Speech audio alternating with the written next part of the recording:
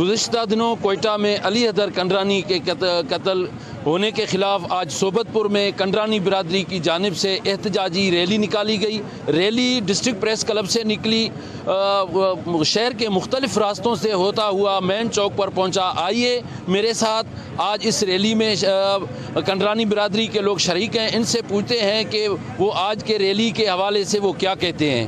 جیسا کہ آپ جانتے ہیں کہ 18 مارچ کو کوئٹہ کے علاقے ہزار گنجی میں شہید علی حیدر کنڈرانی کو ناحق قتل کیا گیا،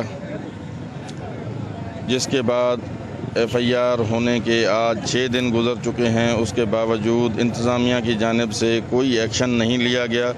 کوئٹہ پولیس مکمل طور پر جانبداری کا مظاہرہ کر رہی ہے قاتلوں کے ساتھ، بجائے اس کے کہ وہ مظلوم کا ساتھ دے۔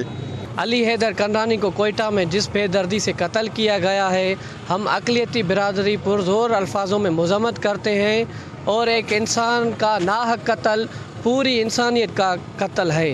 میں IG بلوچستان DIG کوئٹہ سے پرزور مطالبہ کرتا ہوں شہید کے قاتلوں کو گرفتار کیا جائے اور کیفر کردار تک پہنچایا جائے۔ انتظامیہ سے مطالبہ کرتے ہیں کہ ان قاتلوں کو جلدی اریسٹ کیا جائے۔ آج ہم مطالبہ کرتے ہیں کہ علی حیدر کنڈرانی کے قاتلوں کو فوری گرفتار کر کے سزا دی جائے، کیونکہ وہ کیپٹل سٹی میں یہ واقعہ ہوا ہے، کوئٹہ شہر میں۔